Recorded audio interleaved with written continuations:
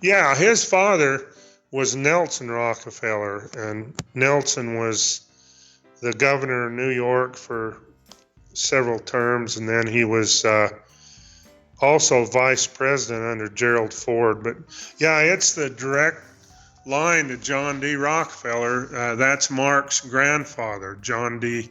Rockefeller Jr. But Mark's he's just a great guy. He loves to fish.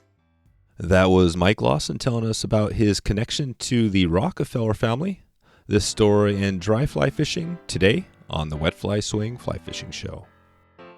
Welcome to the Wet Fly Swing Fly Fishing Show, where you discover tips, tricks, and tools from the leading names in fly fishing today.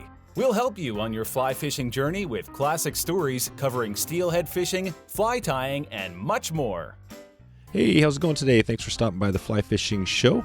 Wanted to let you know about a killer resource we have going over at the Wet Fly Swing blog. If you go to wetflyswing.com/resources, you can check out all the books that were recommended by guests from this show. There's a nice list of them there, and I'm updating them as we go. So be great to see you over there. And just a heads up that if you do click those links, some of those are affiliate links, and this podcast gets a commission at no extra cost to you. So it's a little way to support this podcast as well. Mike Lawson of Henry's Fork Anglers is here to share the story and break down dry fly fishing with a focus on mayflies today. Mike tells us what wet flies you should use for the green drake hatch, how to present the fly on the downstream method to trout, and some funny stories and background about the great Gary Lofontaine. It was pretty awesome. We dig into Gary and the impact. He's obviously a huge person, in fly fishing over the years, and Mike knew him very well. So before we get started, let's hear from our sponsors. Turtlebox is a new company I've been working with this year. They build an amazing portable speaker that is louder and more rugged than anything I've ever encountered. Unlike most other portable speakers out there, the Turtlebox was specifically built with the sportsman in mind. The quality of this speaker is truly unreal. I've talked with the guys at Turtlebox, solid dudes by the way. They love the outdoors and are all avid sportsmen. We all love to get outside and enjoy the peaceful nature of the river and woods, but who doesn't like some great music before or after an adventure? This is a product I can truly say does not disappoint. Go ahead and check the guys out at turtleboxaudio.com. So without further ado, here is Mike Lawson from henrysforkanglers.com. How's it going, Mike? Good. Good. Thanks for coming on here today. This is going to be a good chat. You've been out there a long time doing some great stuff in the fly fishing space. I've had Kelly Gallup on, and he says a lot of great things about you. So I'm really glad you're on here today. We're going to dig into dry fly fishing and some stuff of your background. But before we get there, can you just talk about how you first got into fly fishing? Sure. Yeah, I grew up here. This is my home my whole life. I live right now right on the lower Henry's Fork down near St. Anthony. But I don't know. I can't remember when I started fly fishing. I had a father and a grandfather that both loved to fish. Now, they fished with a fly rod, but they didn't always use flies. They used whatever works. We even used little lures. I can remember throwing a tiny little flatfish using these old bamboo rods, and I just kind of always figured that's about the only way to fish. But we started out fishing wet flies. My favorite wet flies were the hair wing flies that originated in Montana, the Potts flies, which were sandy mite and lady mite, fizzles, those type of wet flies, and then graduated up to, I guess, to dry flies. My favorite place to fish was on this lower river, but when I started fishing up in the more famous part of the Henry's Fork, the Harriman Ranch, it used to be called the Railroad Ranch, it was really hard. You could catch fish with wet flies, but only in a few places because most of the water was pretty slow, and you could catch just little fish, but those bigger fish were hard to catch, and you'd see them rising all the time. So I just kind of figured out most of this stuff. I figured out on my own because my dad only lived till he was 44. I think I was 21 when he died, but he never fished dry flies too much.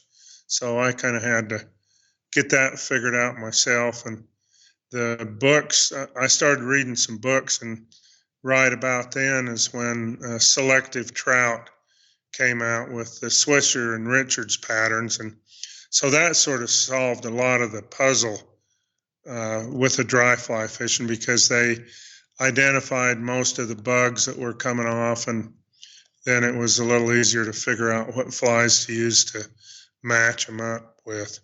So anyway, that's kind of where I came from. That's cool. And yeah, selective trout, that definitely has come up a number of times as a big influence on people, over the years. What were those guys were out of the kind of the Midwest area, is that right? Or were there any other people out there? They were both from Michigan, and that's kind of where they got going. Carl Richards was a dentist, and Doug Swisher was, I think he was in some kind of industrial business. I know that anyway. But, back in the early 70s, it seemed like that every fly fishing writer put the Henry's Fork on their radar, and so we kind of had everybody, and that was before we opened our shop. But just from my own fishing, I got to know, starting with Joe Brooks was he was the editor of Outdoor Life magazine at the time, and then all kinds of famous people, Lee Wolf and Dave Whitlock, and especially Ernie Schwiebert. He wrote a lot about the Henry's Fork. So it was kind of went from nobody knowing anything about it from the time I grew up to where it was in about every outdoor magazine you wanted to pick up. So it got famous real quick.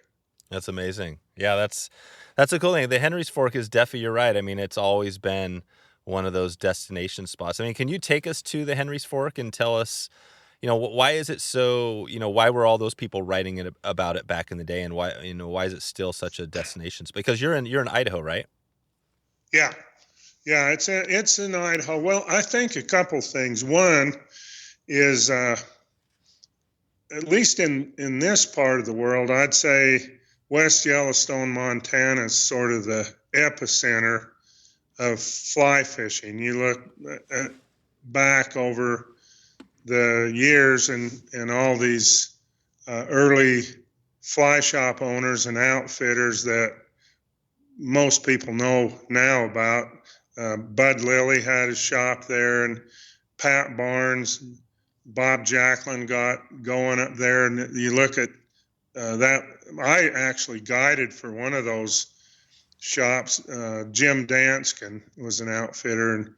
But anyway, the Henry's Fork's only 35 miles, the upper Henry's Fork. And I think it just was kind of natural that they would start focusing on the river. So that's one thing, is just its location within easy reach of West Yellowstone. And then the other thing, I think, is that once these guys were focusing on bugs, there was kind of I don't know what you'd call it, but a real interest in aquatic entomology at that time.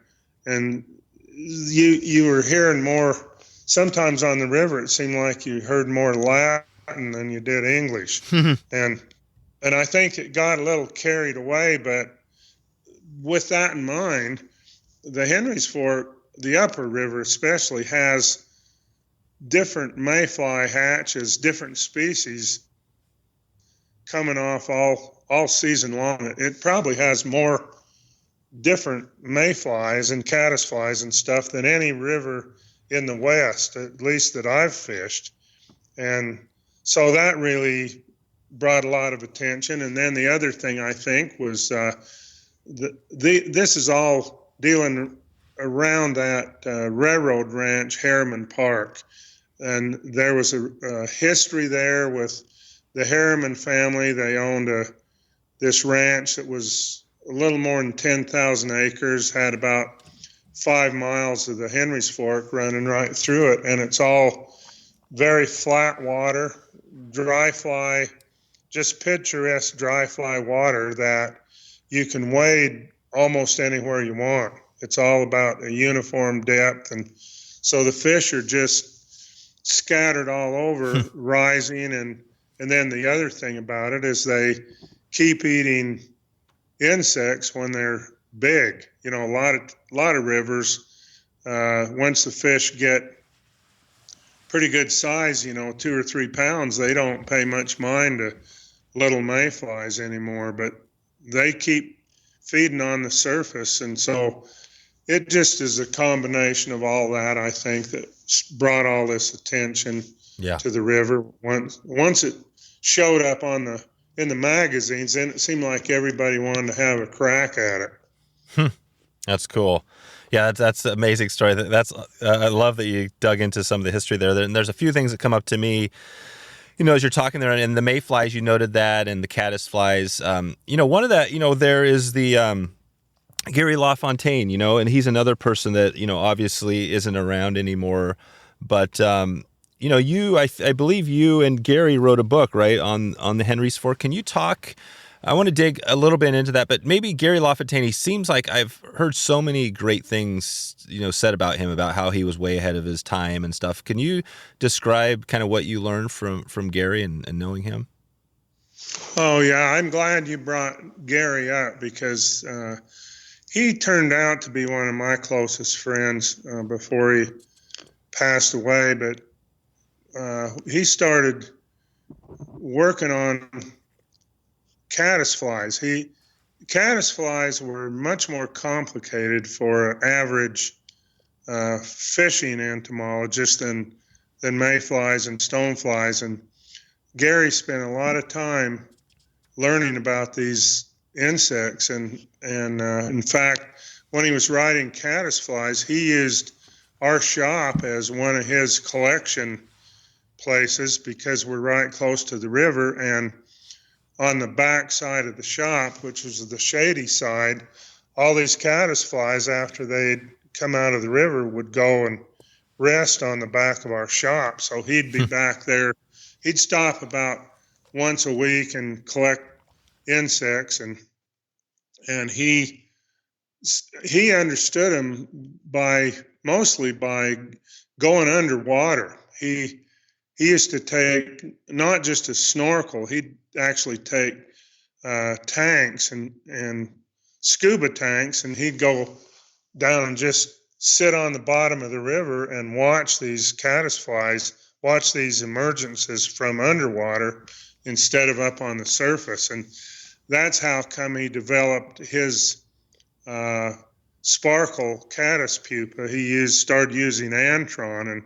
And Gary had a whole bunch of, if you've really gotten into some of his writing, he had some crazy wild flies that a lot of them never made any sense to most people other than Gary.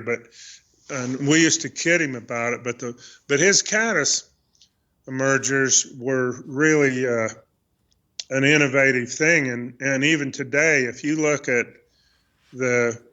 all the different flies that incorporate the use of Antron yarn, it pretty much all started from Gary's work.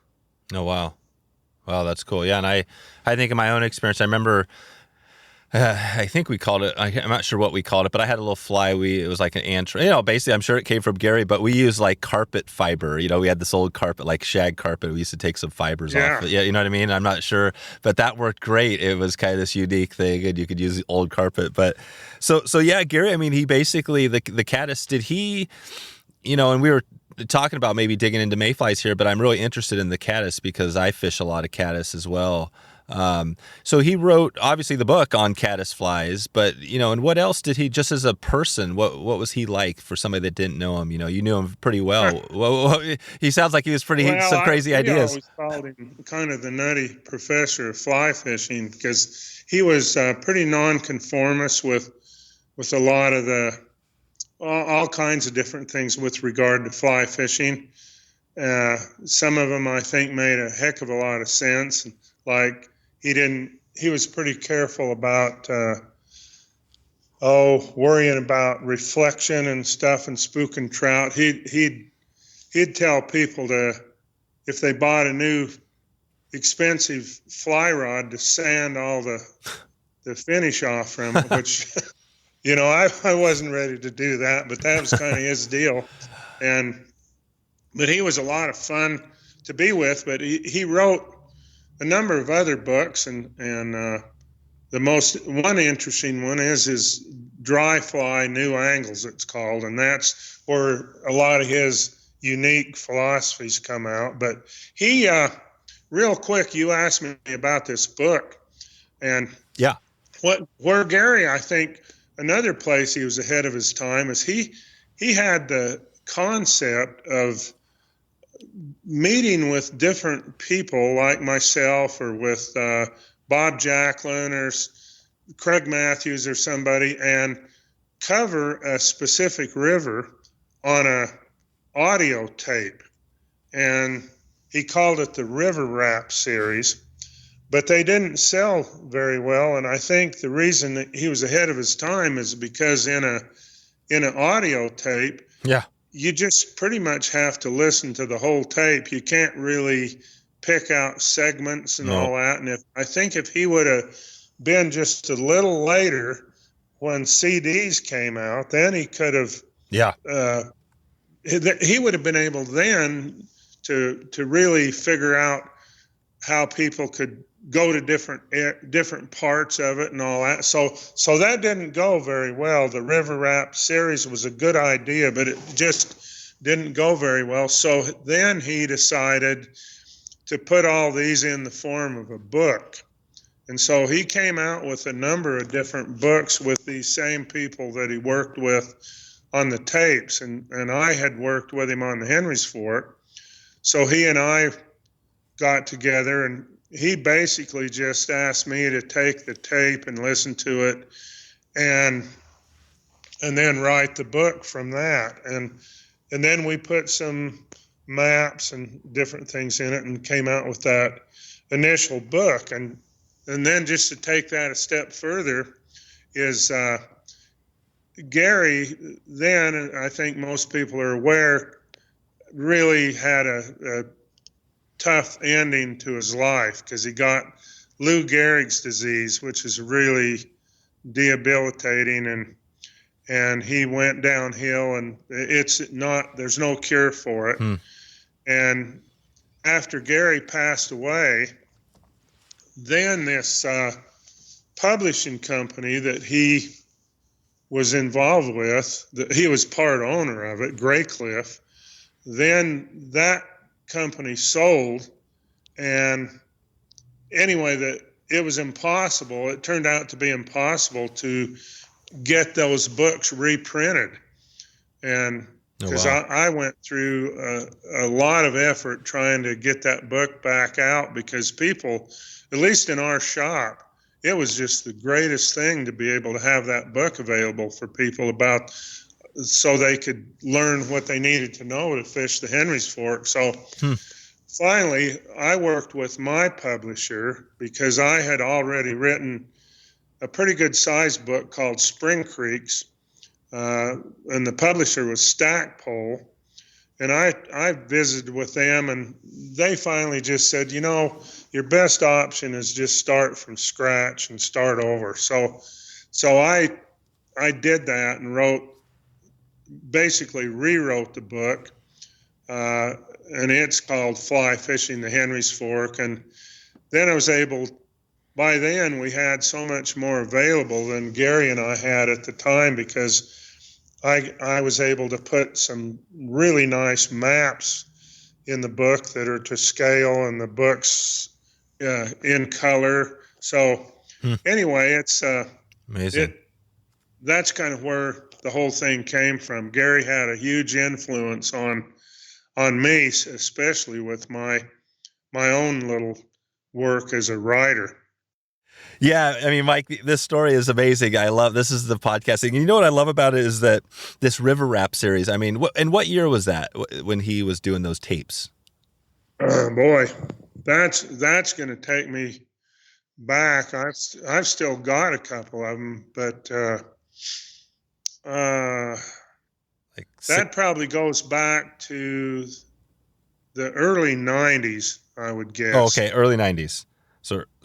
So early '90s, he's doing these audio tapes, which essentially became in the book that you wrote with the Henry's Fork book that you wrote with Gary. What was the name of that title? What was the title there? I think it was called Fly Fishing the Henry's Fork. Okay, so you wrote a book with him was that book based on those audio tapes, or was that a different book? Yes. Yeah. Yes. That was just a summary of the audio tape. Gotcha. So you had that, and then you also had this other book with Stackpole you came out with later. Yeah, and it's Fly Fishing the Henry's Fork. It's more of a modern version. I think it was published in 2014. 2014. Oh, cool. Yeah, no, and I love this story because, I mean, literally we're talking here about fishing, right? And podcasting now has become this huge thing. I mean, it's growing. It's a big thing. And we're talking about fishing on audio, right? And it just shows you, again, Gary Lofontaine being ahead of his time. Even with podcasting, he was ahead of his time, right? Oh, yeah. This stuff today, I often think of how Gary would dive into all the modern technology today that wasn't available to him then. Yep. Yeah, exactly. Yeah, it'd be really cool to well, and that's part of the show here. I love talking to people like yourself. You're obviously a huge name as well, and you knew Gary, and I'm making the connection to Gary for people out there. There's probably some youngsters listening right now that they had no idea, right? They didn't know, and I love connecting to the old history, and that's cool. So, well, there's obviously with Gary a ton of with yourself and Gary, there's a ton of ways we can go with this. I think we'll hold the caddisfly thing off till maybe another one, but I'm interested. You mentioned a while back on the mayflies, the unique hatches that there's so many. Is there an actual hatch or insect that's specific to the Henry's Fork that you wouldn't find a mayfly in other areas? I don't think so. There's always a mayfly that you find on one river that you find somewhere else, but it's just that the Henry's Fork kind of has all of them in one place. And by far, I think the most famous mayfly hatch on the Henry's Fork is the green drake and the western green drake. And even though you get green drakes, I think they're a little more common on rivers in Colorado, for example, than they are in our Montana, Idaho rivers. But we get a few green drakes over on the South Fork of the Snake River.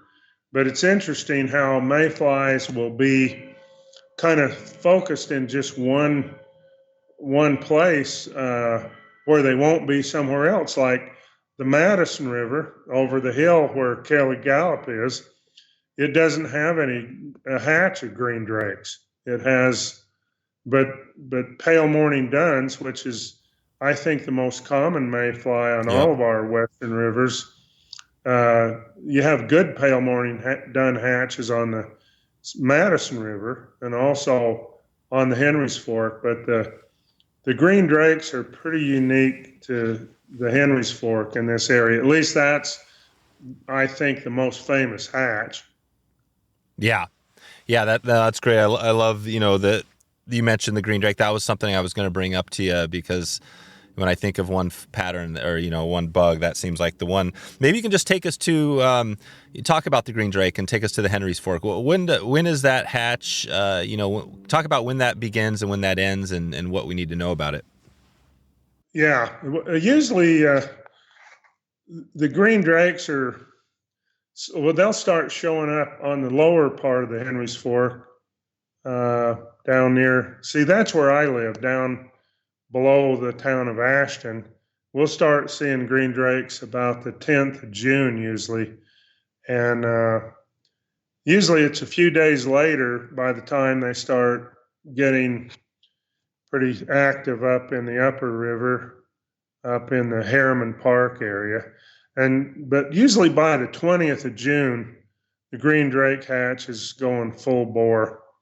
And it usually lasts about a week to 10 days. It's not a real long period, but it doesn't take too many of them coming off the water for the fish to get to eat them because they're big and they're,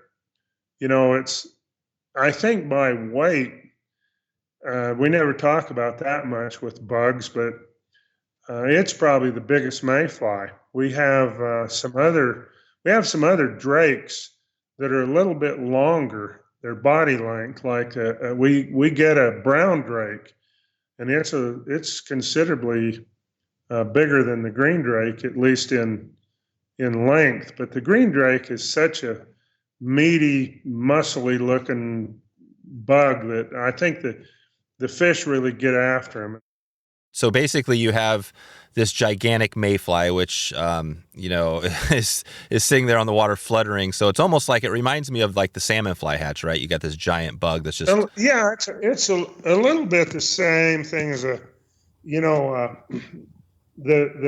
big size of them, and they're really about a size 10 dry fly hook, but they're really an active mayfly.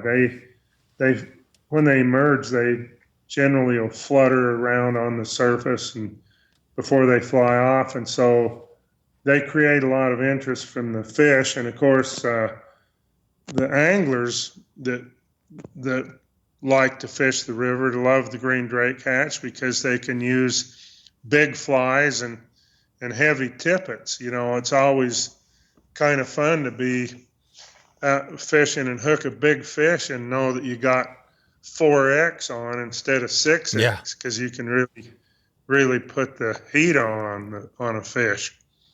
That's awesome. Are there, and the Henry's Fork has some pretty decent size trout. And are we talking mostly rainbows here? It's interesting on the upper part of the Henry's Fork, and I'm going to kind of divide it into upper and lower because there's a set of waterfalls kind of right in the middle of the river. The river is about 80 miles long, really, but the upper 25 miles or so is divided by two major waterfalls. The biggest one, Upper Mesa Falls, is 113 feet high. And so the upper river above Mesa Falls is a rainbow fishery. Back in the day, it was a native cutthroat fishery, and then over the years, the rainbow trout just kind of ended up taking over, I guess. I can barely remember in my young days as a kid catching a few cutthroat in the upper river, but it's mainly rainbows, and the rainbows get pretty good size, which is kind of fun. Because you know how rainbows fight, and yet the Mesa Falls is a barrier to brown trout. And on the lower river below Mesa Falls, the brown trout have started to become the predominant trout, and that's an interesting note because when we started our business, there were no brown trout in the river anywhere. That was in 1976. And then in the early 80s, there were brown trout stocked in the lower Henry's Fork. That was a project done by our local TU chapter.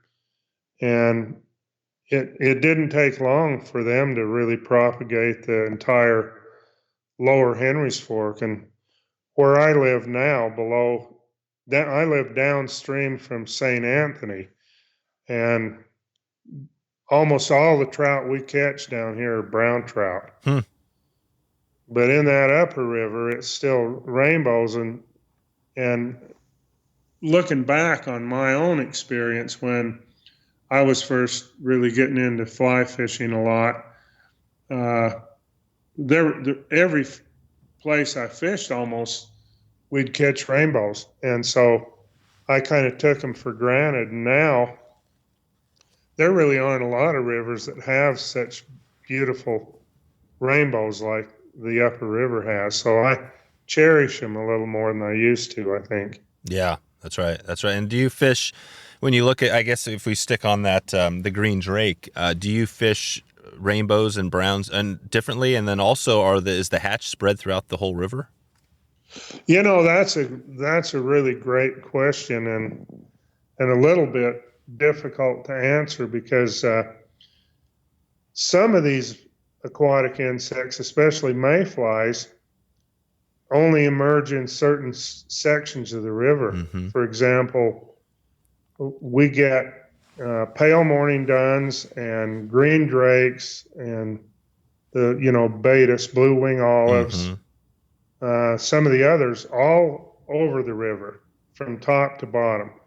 But some insects like brown drakes only occur up in the upper Henry's Fork, and then we only get gray drakes that are in a significant hatch on the lower river. So there is some variation on that.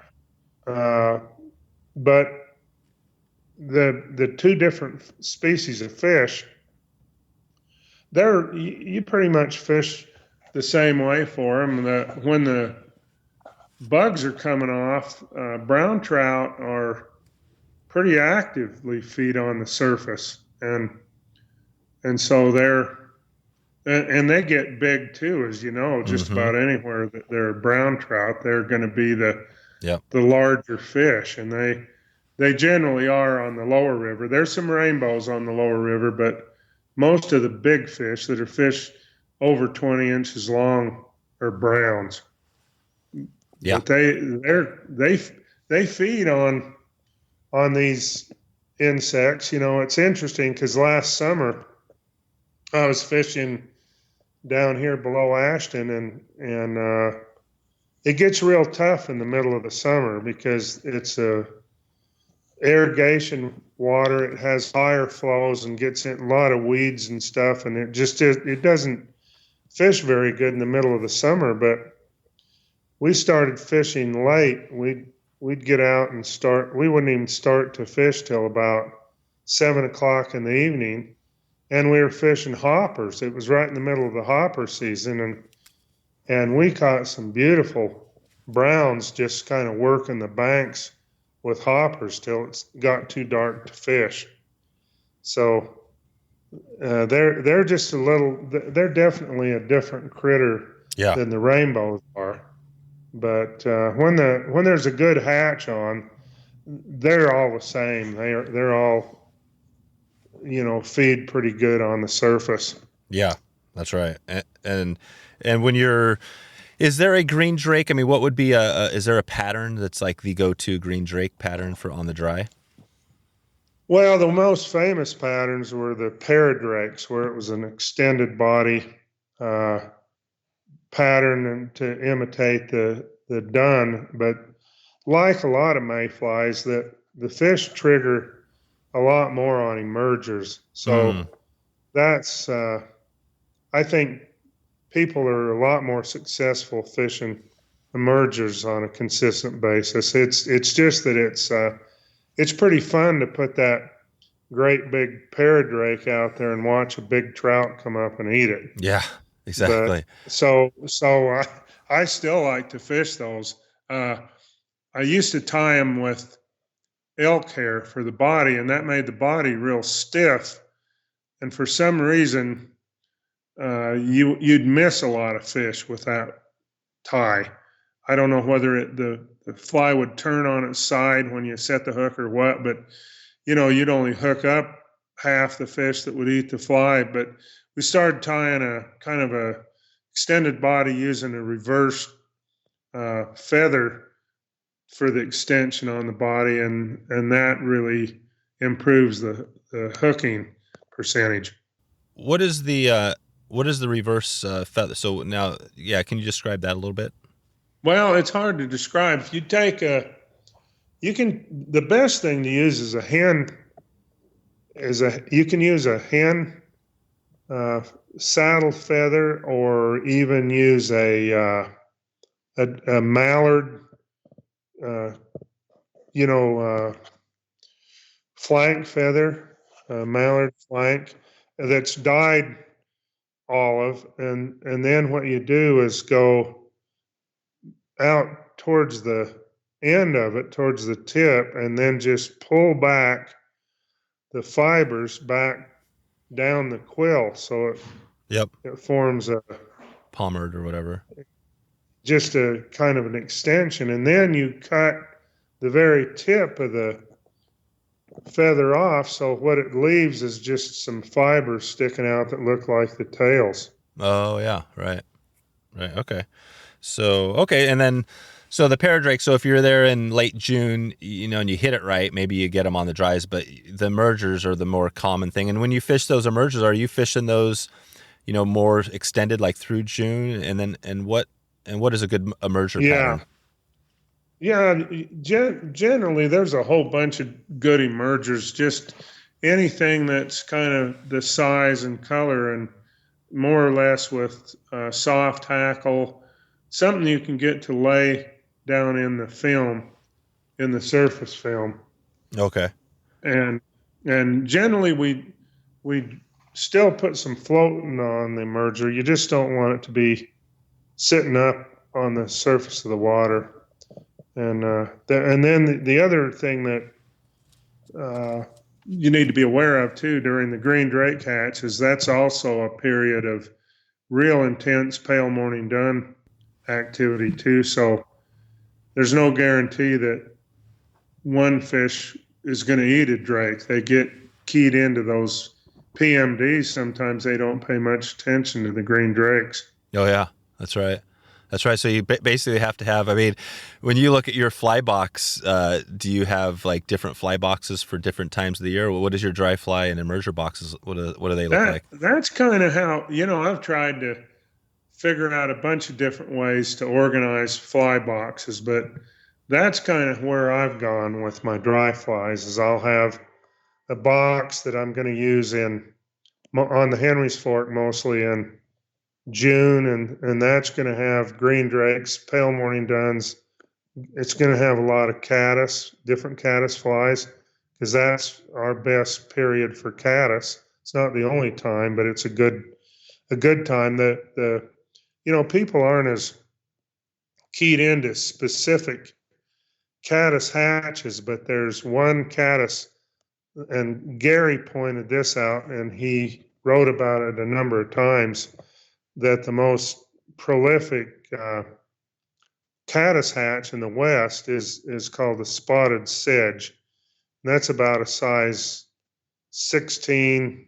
It's kind of has a little bit of a pale tan body, and they come out in really good numbers all over. They're even more prolific, I think, on the Madison River than they are the Henry's Fork. But that'll be going on at the same time.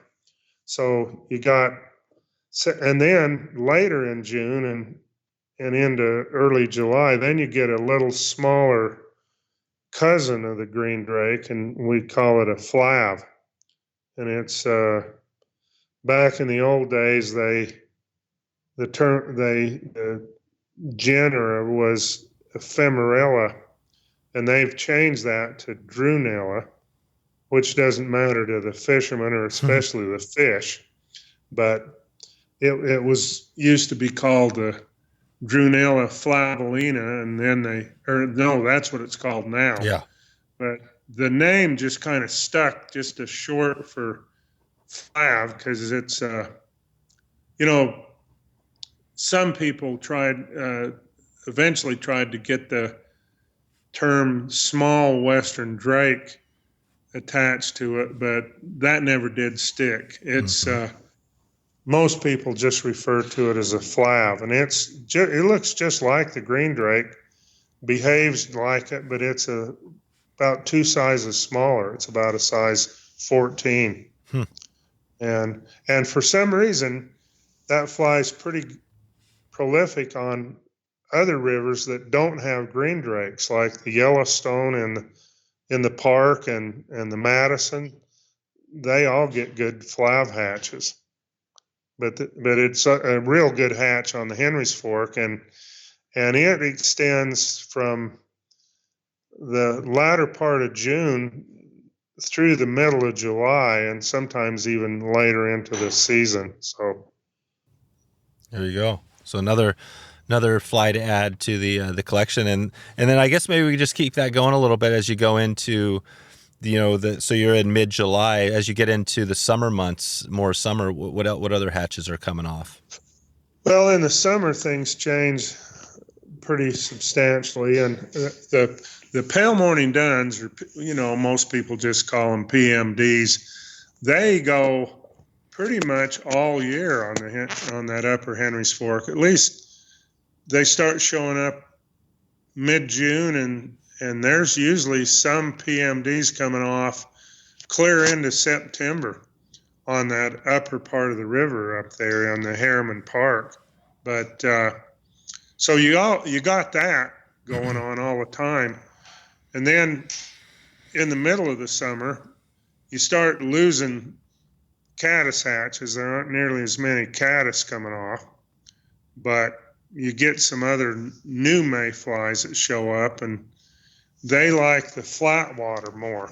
So when the water gets real slow down in the Harriman Park, you get calabatus, which are really more of a lake mayfly. They usually show up on most of our western lakes, but they like the river too. So you get calabatus, and then you start getting some little tiny mayflies, little trichos, and blue-wing olives. So you still have PMDs to consider, but then you have those other small mayflies, and then we really start getting some pretty serious terrestrial fishing in the middle of the summer too. Not only hoppers, but beetles and ants. They all are really effective in the mid part of the season.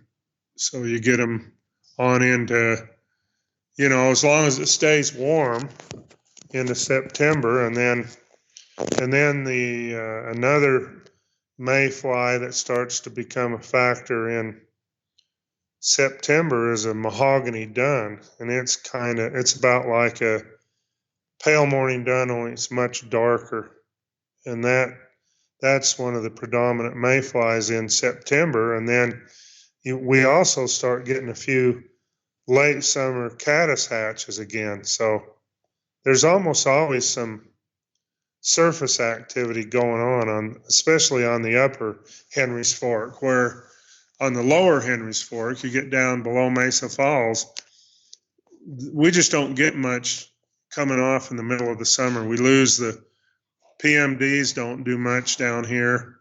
So you're kind of dealing with a drought as far as aquatic insects. So it's mostly terrestrial insects and also fish and nymphs and streamers.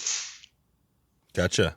Okay, yeah, there's obviously a lot going on that, and that takes us into the kind of towards the fall. And you mentioned terrestrials. I think when Kelly Gallup was on, I think he might have said the ant was like his number one. Like your must if you had to pick one, kind of pattern of dry or whatever. Yeah, it would be that. Well,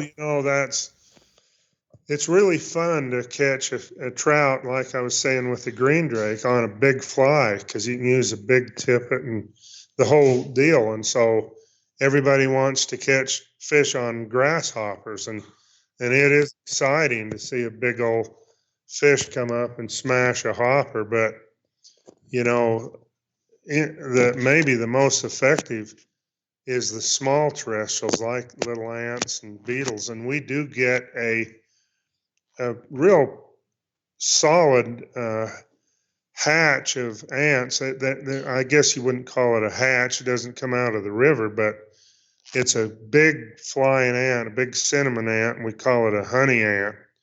And it shows up on most of our rivers out here, and it's not dependable. You can get a big fall of these ants one day that just cover the water, and then you won't see them again for 3 or 4 days. But there's always a possibility, and you have to be prepared, because when trout get really keyed in on ants, it's pretty hard to get them to eat anything else if you don't have the right pattern. Let's take a quick break for a word from our sponsors.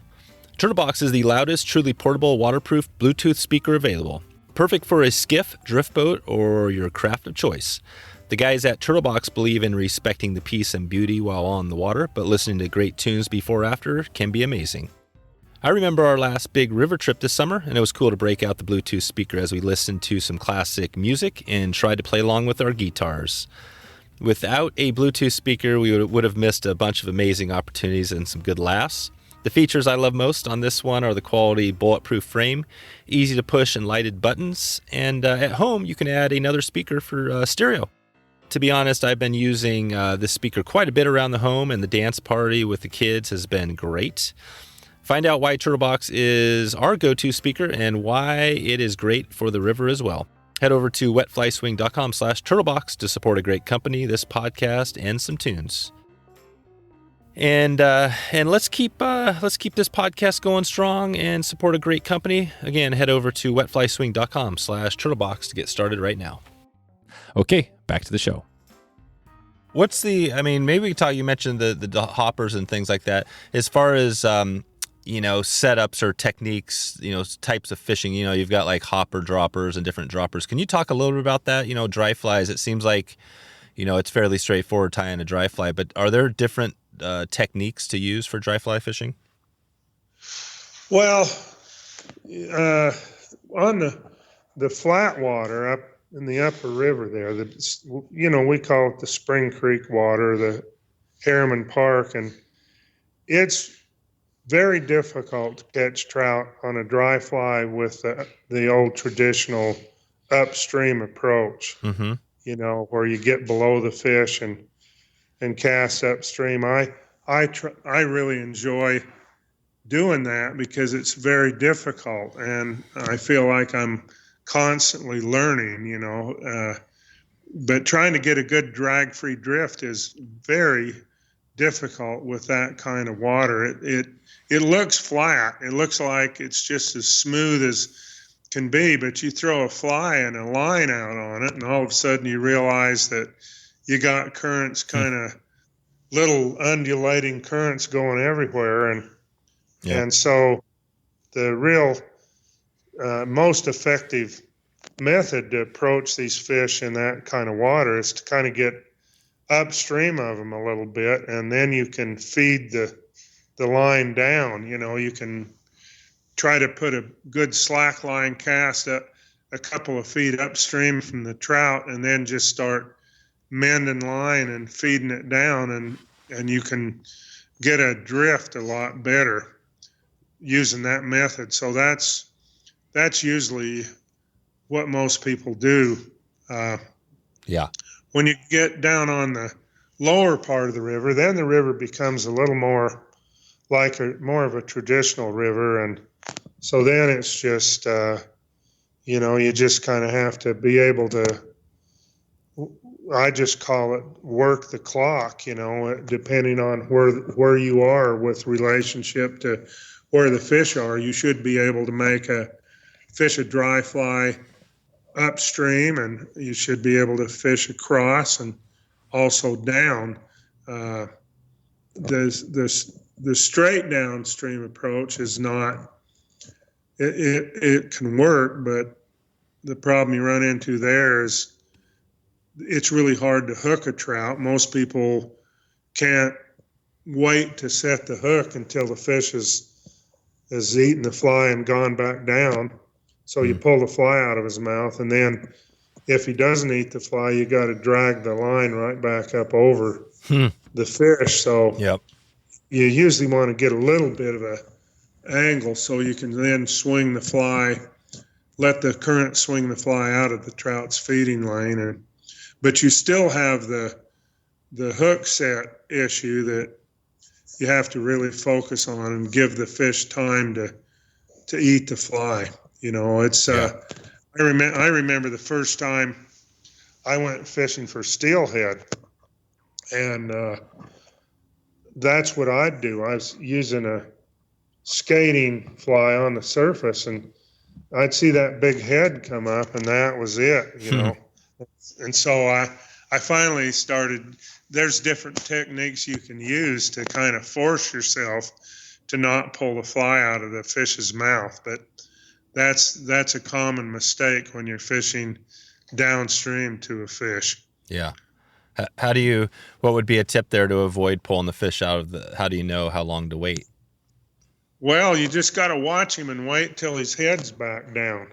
You know, when he comes up, I think a lot of us are anxious, and when we see that nose come up over the fly, especially if it's a big fish, the big fish generally come up a lot slower and more deliberate. And so I guess a simple rule would be, as far as striking the fish, is kind of react the same way the fish react to your fly. If he strikes quick, then you might want to set the hook quick.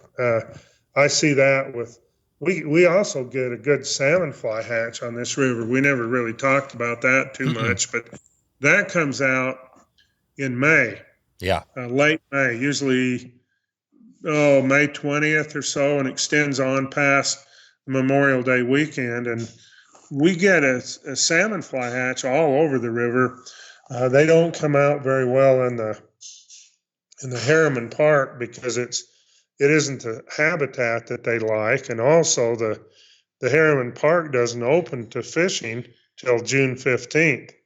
And by then the salmon fly hatch is over with anyway. But the rest of the river gets a really good salmon fly and golden stone as well, and that's where this hook set comes into play with that too, because you most of the time, not always, but a lot of people are floating the river, and if you're floating and you're fishing a big salmon fly that's a size 4, and a trout might just smash the fly, and if you don't react pretty quick, the fish will have the fly spit out before you set the hook. But you might have another fish that just comes up and sips that big fly in, so you have to wait and a little longer to set the hook. Yeah, exactly. That's a good tip. Yeah, you basically, if it comes up quick, you might set the hook quick. If it's a slow rise, then you just give it time. You stay with the same speed as the fish. I like that. That's good. Okay. Well, yeah, I mean, there's a ton of different, in stoneflies, we didn't really dig in too much. There's, I do want to stick on that mayfly because I think it is interesting, as far as the different hatches. We've covered most, through, I guess, into the fall, but as you kind of look at that, as you get into the fall and into the winter, does it just become kind of like blue-winged olives and midges and things like that, or are there other dry flies? Yeah. No, it does. It's, I think, pretty much every river, especially our rivers in the West, it generally follows about the same as far as dry fly activity. You get blue-wing olives, and this river gets terrific blue-wing olive hatches, and they're, I think most people feel like, well, including the professional entomologists, that the blue-wing olives that we get are Baetis, and they're a multi-brood mayfly. In other words, instead of just one brood a year, which takes the nymphs or the adults to 1 year to mature from the time they were laid as an egg, With blue wing olives, you get 2. So you'll get a emergence in the spring, and usually that's on this river, late March and April. And then you get it again in the fall. Usually it gets started in October, and then when the blue wing olives start to peter out in November, you get really good midge hatches too, until the water gets really too cold. And then even all through the winter, there's going to be midges coming off. If you don't mind breaking some ice out of your guides, and you want to gear up for some cold weather fishing, you can get some really good dry fly fishing on this river. Yeah, that's right. Okay, cool. And well, let's as we think about kind of wrapping this thing up, I'd like to bring it back to that green drake, just to keep on that arc of the show. And when you think of the green drake, it's a quick little, like you said, it's late June 20th. It's kind of that late period, but you're fishing it, and like you said, you're fishing these emergers. When you fish the emerger, I mean, how are you fishing that? Are you fishing the emerger just like you would fish a dry, or are you kind of swinging it? Is it like a wet fly thing? How are you doing that? You can do both. Both methods are effective. You can tie a soft hackle, and the thing that is intriguing to me is how bright these insects are right after they emerge. Like if the dun flies off into the weeds and sits around for a couple hours before it molts into a spinner, the colors kind of fade. It just darkens up a little bit. But fresh out of the river, they're really bright. The body is olive with a prominent segmentation, which is almost yellow. And in fact, when I was a kid, the first time I really experienced a good green drake hatch, I was out fishing up there, and these big bugs started coming out. I didn't realize they were coming out of the river, but there were some of them that I saw on my arm, and I thought it was some kind of wasp or something because of the coloration of it all. I mean, oh yeah, I didn't know the difference between a mayfly and a bullfrog back in those days, but anyway, it's pretty interesting. And so with that in mind, the emergers should be tied with pretty bright colors, an olive body, and I'll usually put some kind of a yellowish ribbing on it, either floss or it can be effective now with all these materials that we have available, like a real bright yellow wire to put a rib on it. And it doesn't hurt to use a wire or to add a little weight because you want that fly to sit down in the film anyway.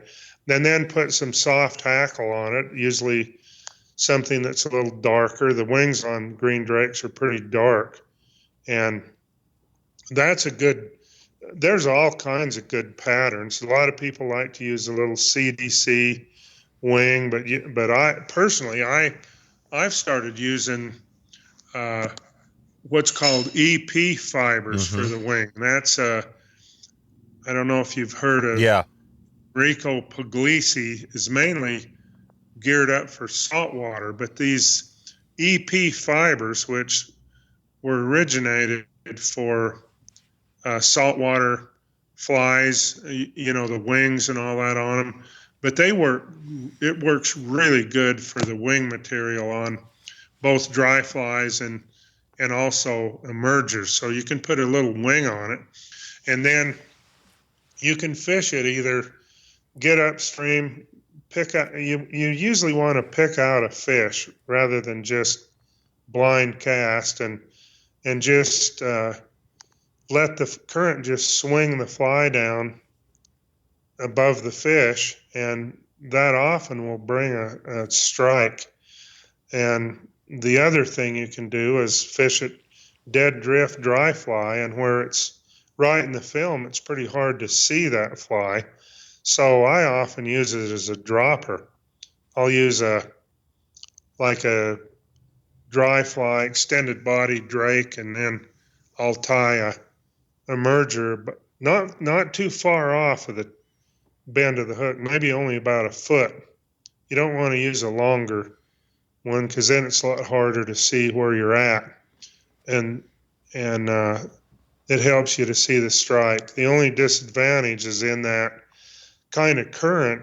When you put a dropper dry fly on, then you got the currents working against the tippet that's between the two flies, and so you really increase the potential for drag. But it's still a pretty good method to use, just to use the merger dropped off the dry fly. Merger drop. And do you use a different types of dropper? Can you talk about that a little bit, or do you just use one type of kind of dropper setup? That's the only way I do it, is I just tie it off the bend of the upper fly. Sometimes today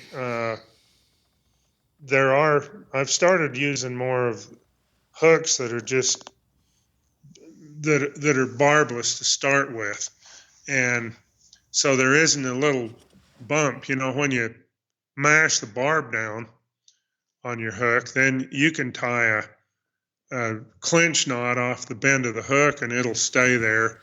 You won't ever have any issues. But if it's a smooth barbless hook all the way to the point, occasionally the dropper knot will slip through the hook, and so then I'll just tie it off the eye of the dry fly, and it seems to work just about as good. Okay. And just remind me again, so you're tying, are you tying the dry fly off, that's your main fly, and then you're doing the emerger off of the bend of the... Yeah. That's how I do it. Yeah, and then the merger off. And then, so if you're fishing, let's just take it back to that green drake. You might fish a big size 10 or whatever green drake dry fly, and then off of that, you might have one of these emergers tied off the bend or off of the hook eye. Yeah. Gotcha. Mm-hmm. And wasn't there another one, I can't remember, the dropper style, where you actually have the, you have your main fly, and then above that kind of hook, maybe that's what you're talking about, where you have the line, the leader going through the eye of that dropper hook where it can slide around. Is that something?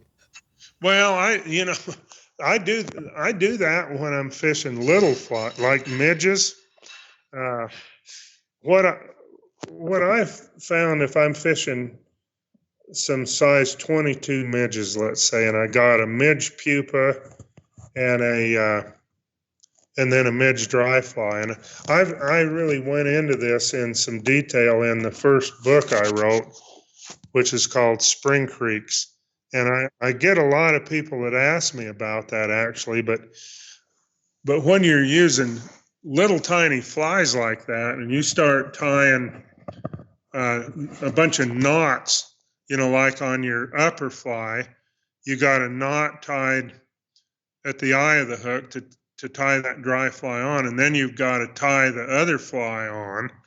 So there's another knot, the tippet to that upper fly if you're using a dropper. So you've got two knots, and the knots are, with the relative size of the fly, are pretty noticeable. So what I started doing is tying on a dry fly midge, and all I do is run the tippet through the eye of the hook, and then I tie a blood knot or a surgeon's knot, whichever knot you like to use to tie a tippet on, and then I extend that down and put my midge dropper and tie it to that. So the upper fly is just can freely slide up and down the tippet. But if you hook a fish on the upper fly, when you set the hook, the knot is big enough to snub up against the eye of the hook, and you still won't have, you'll still be able to play and land the fish. It's kind of interesting to do that, because it cuts down on all those knots that are showing up on the dry fly. And the other thing it seems to help a little bit is, I mentioned earlier, when you're fishing two flies right in the surface, you're kind of adding to the potential for drag. And if that upper fly is just free to slide up and down the tippet, then it really helps on the drag. The problem with that is when you start getting bigger hooks, you reach a point where your knot that you use to attach the lower fly will slide through the eye of the hook if you set the hook. So, like size 10 or something, it doesn't work too good. No, that doesn't make sense. Okay, I want to take us out of here really quick with the 222 little top two flies, top two tips, top two resources. But before we get to that, I just want to check on the Henry's Fork Anglers, because it is just quickly, obviously it's a big name out there. I'm curious, can you just take us back to how that started? Until I'm not sure who was involved when that got going, and then who's involved today. But can you just give a quick little rundown on that? Yeah, I was a school teacher. I graduated in education, and I taught school here in St. Anthony for 6 years. I taught junior high school industrial arts, which is shop. And in the summer I worked up in the upper part of the Henry's Fork. I used to work for the Forest Service in the summers, and then I spent a couple summers working as a fishing guide out of a shop in West Yellowstone. And to supplement my teaching salary, my wife and I started tying flies commercially, and we ended up tying a lot of flies. It was almost overwhelming. We were having to meet the orders that we had. We had to get up before I'd go to school and tie a couple of hours. My wife, before the kids got up, would tie. And I think the most we tied was 1 year. This was in an entire year. Along with raising kids and teaching school, we tied about 3,000 dozen flies. Jeez. And so we were tying a lot of flies. And my wife's father, my father-in-law, he kept talking to us about trying to open up a shop so we could just sell them retail.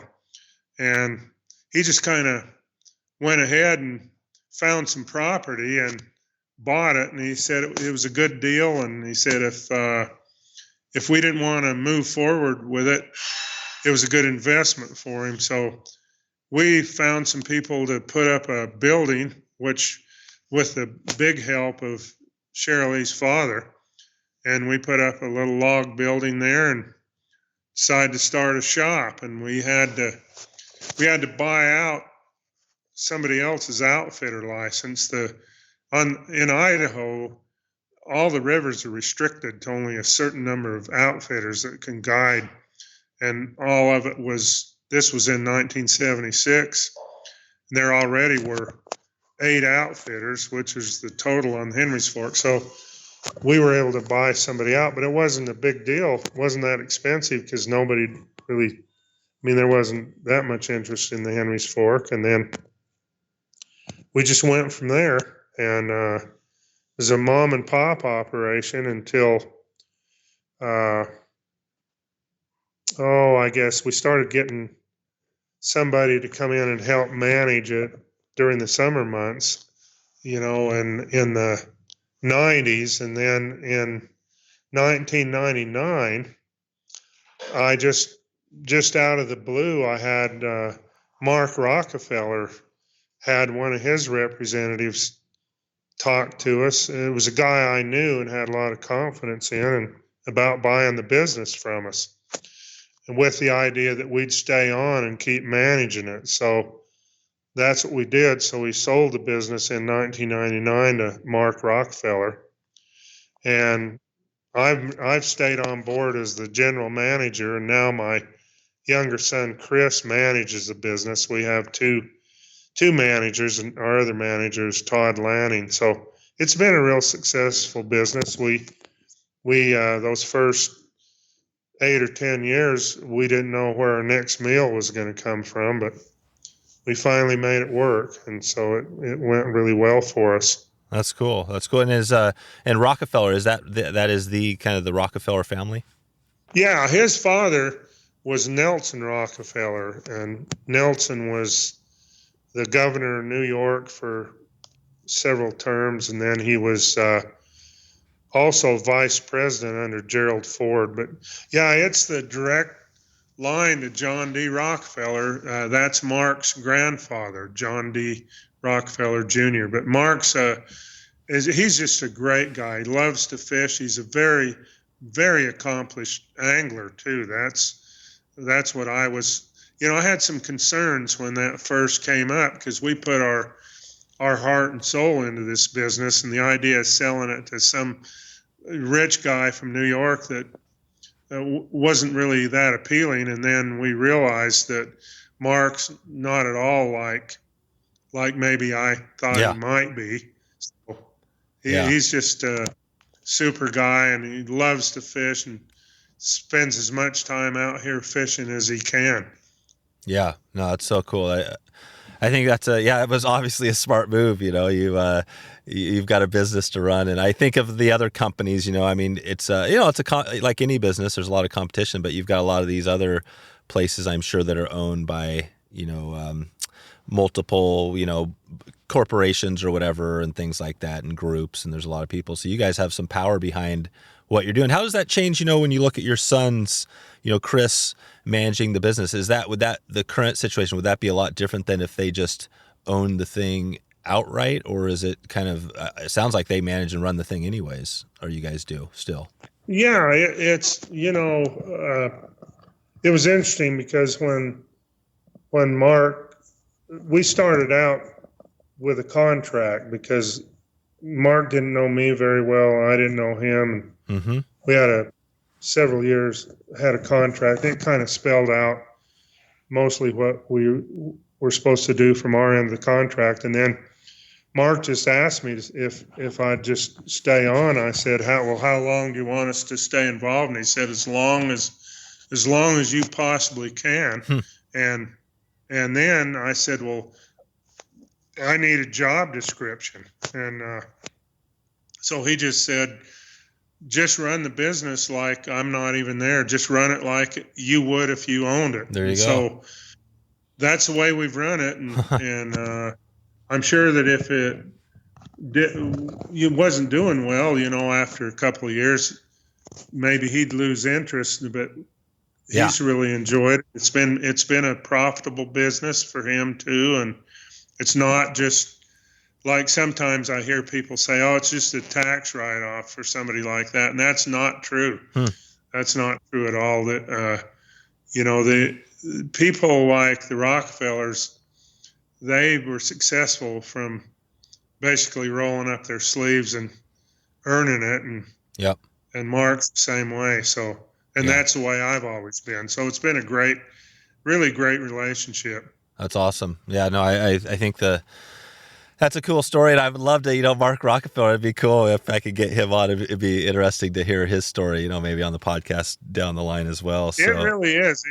It's really interesting to hear his side of it, because that was a question that I always had: is why would a guy like you want to get into this kind of a business? But when you know him, like one thing Mark did that a lot of people don't know is he went to Princeton University and he walked on as on the football program. And I played a little bit of college football myself, junior college, and so I kind of know how the game works. And I knew that somebody like Rockefeller is probably going to get hit a little harder in practice by some of these in scrimmage and stuff, and especially from other teams. And Mark ended up setting the record for the most catches for a tight end at Princeton, and his quarterback was Jason Garrett, who was the coach of the Dallas Cowboys. Oh yeah, for a lot of years. Now Jason's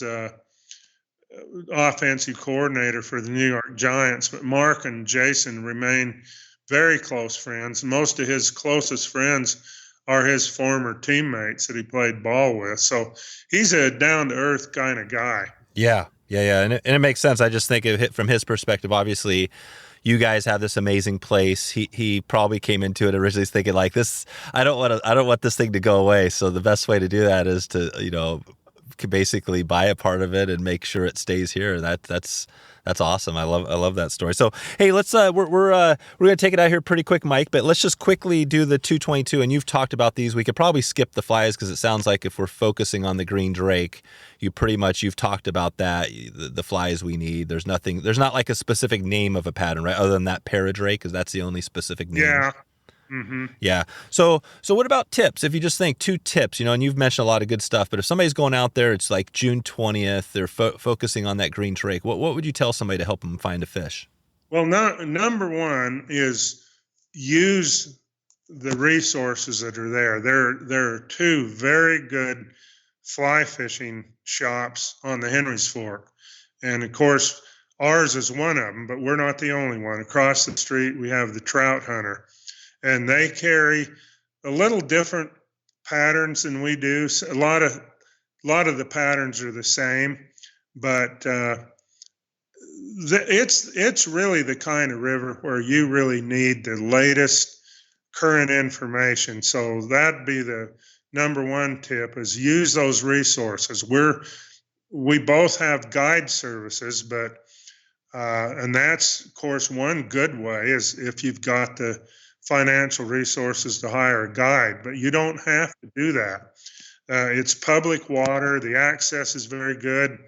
So go into the fly shops and get the advice you need. They'll tell you what flies you need to use and give you some ideas of some access places if you've never been to the river. And so that's by far the number one. Perfect. The number one big tip.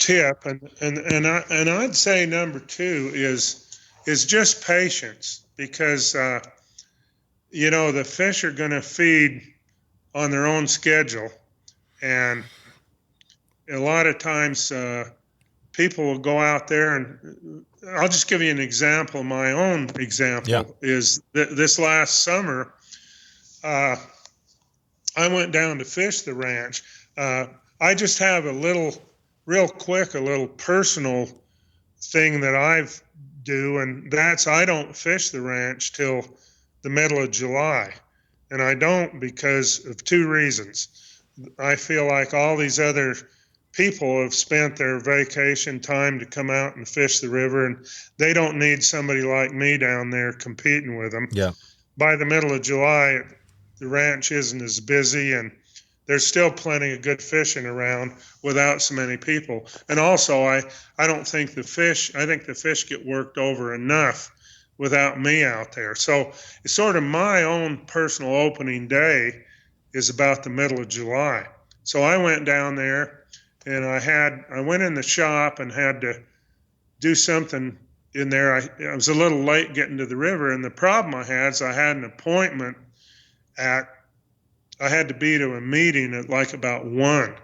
But I went down to the river expecting to see the fish rising. It was 10 o'clock in the morning. There should be something going on. And I couldn't see a fish rise anywhere. So instead of just walking clear around and being impatient and everything, I just sat on the bank and waited. And it took about an hour, and I started seeing a couple of fish rise. And I finally went out, and I was able to go out and catch a nice trout. Unfortunately, I had to walk away to get to this meeting. But a lot of people, they get their first day to the river or whatever, and they just want to go out there and start fishing. And generally, if you start just thrashing the water with making a bunch of casts, all you do is put the fish down. It's the kind of river that it's a one-on-one deal, and if you can't find a fish feeding, you're probably not going to be very successful. That's it. Cool. And then, maybe just give us a resource for, book or magazine. You mentioned a few good ones. Is there one focused on that green drake hatch? Well, yeah. For fishing the Henry's Fork, that book I wrote, that's the one you want. Yeah. Fly Perfect. Fishing the Henry's Fork. It's published by Stackpole. It's still in print. It's you can get it on Amazon. You can buy it from us. So you definitely need that book. It's got all the maps and everything. It's been updated. Some of the older stuff still very applicable, like the old book Selective Trout. You can still get that book on. I don't know if it's still in print. I know there's several editions of it. It's in paperback now, but you can get it on mail order and get it. And it's really comprehensive information on the insects, the hatches, and some of these great flies that work so well. Just for a historical approach to the Henry's Fork, if you can get one of them, the old book that Charlie Brooks wrote called The Henry's Fork it's a great book. Perfect. It's got mostly history on it. Perfect. That's great. That's great. And then one other just quick one on the lodge. Do you guys you have a lodge on the? Is that what you're talking about the? No, we don't, and that's good in the sense that we can really be objective. So I'm glad you mentioned that, because if we did have a lodge, then if people called up and wanted to know where to stay, of course we'd tell them to stay in our lodge. But people have all different levels of financial resources, and so you can go all the way from the Henry's Fork Lodge, which is a 5-star high-end premium lodge that's going to, it's going to hit your pocketbook pretty hard, on down to some very economical motels and cabins. So perfect. That's where you can get in touch with us, and we have on our website at henrysforkanglers.com a list of all the accommodations in the area, so we can help with that. Okay, perfect. Yeah, and I'll put a link to that in the show notes, and everything else we talked about today, I'll cover it all there. So cool, Mike. Well, I think that's a wrap. I appreciate you coming on and sharing your knowledge. I've been wanting to get you on the show for quite a while, and definitely now connecting. After me and Kelly, we talk every once in a while, and he's an awesome guy, and I love that. I think I asked him, I can't remember how it came up, but he said you are the guy. But he said so many wonderful things about you. So it's great to have you on here, and I appreciate you with the connecting us to Gary Lofontaine as well. So yeah, until we talk again, I'll thanks for your help.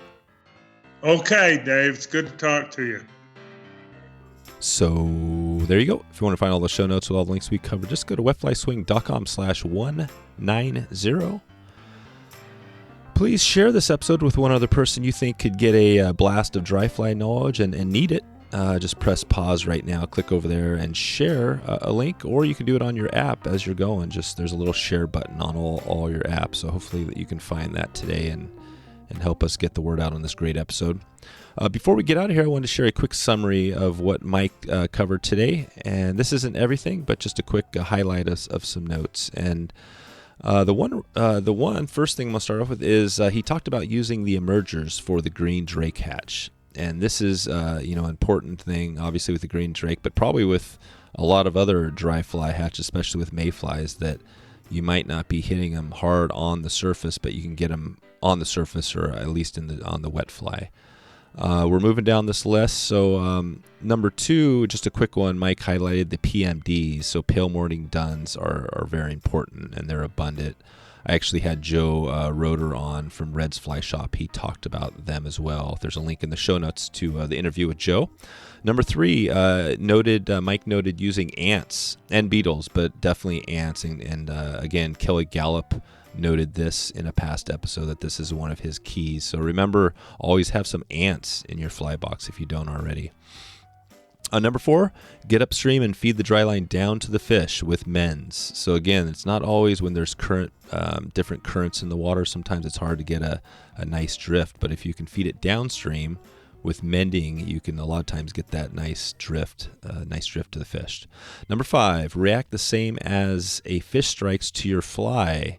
So this is a killer tip. This is basically the idea that if a fish comes up and does a hard strike, you should do a hard set. And if it comes up and kind of does a slow strike, then you do a slower set. So remember that when you're out there and just test that out. And all these things, as I'm noting here, obviously these are things that Mike noted, but you can test yourself. It's not necessarily this is all gospel, but just some tips to think about. Number 6, a bright yellow wire can help with weight and color on the wet fly. So again, these flies were not on the surface, even though we might be fishing kind of that dry fly hatch. A little bit of weight, even some wire, can help you just get down below the surface, and Mike noted that as a big one. Number 7, use EP fibers for the wing on the wet fly. There's a ton of stuff you could use for wet fly wings out there, and he thought EP fibers, or he knows EP fibers are killer for some of the stuff he does. Number 8, use extended body dry fly with the dry fly dropper off the hook. So basically this is how he does his setup, at least for the green drake and some of the mayflies, where he has a big dry on the lead fly, and then he just hangs that dropper fly off the bend of the hook. He also noted that little trick of putting the leader through the hook, especially when midge fishing, through the hook eye of the midge, and that's another way to do a dropper. And number 9, this is a cool one. I love that Mike finished up with this because he noted your local fly shop resource as a big tip. And he also noted the trout hunter, which I didn't realize were right across the street from the guy. So it just shows you the type of person Mike is, giving a heads up to some of their competition over there. And just a reminder for all of us that we should support local. If you want to support local, you can support that shop, or you can support our shop. We've been working with the Gorge Fly Shop. There's a link in our sidebar. You can click on the Gorge Shop, and again, anything you click there and purchase, this podcast gets a commission at no extra charge to you. So the Gorge kind of gives it back to us for sending new folks that way. And they're Travis, he was on a past podcast, and really cool guy, good shop. They have some really great stuff there. So definitely check out the Gorge if you can. That's all I have for you. That is a wrap for today. I hope you enjoyed the show, and hope you enjoyed as much as I did talking to Mike. I want to thank you again for stopping by the show today. I want to hope to maybe catch you online, or maybe catch you on the river. Thanks for listening to the Wet Fly Swing Fly Fishing Show. For notes and links from this episode, visit wetflyswing.com.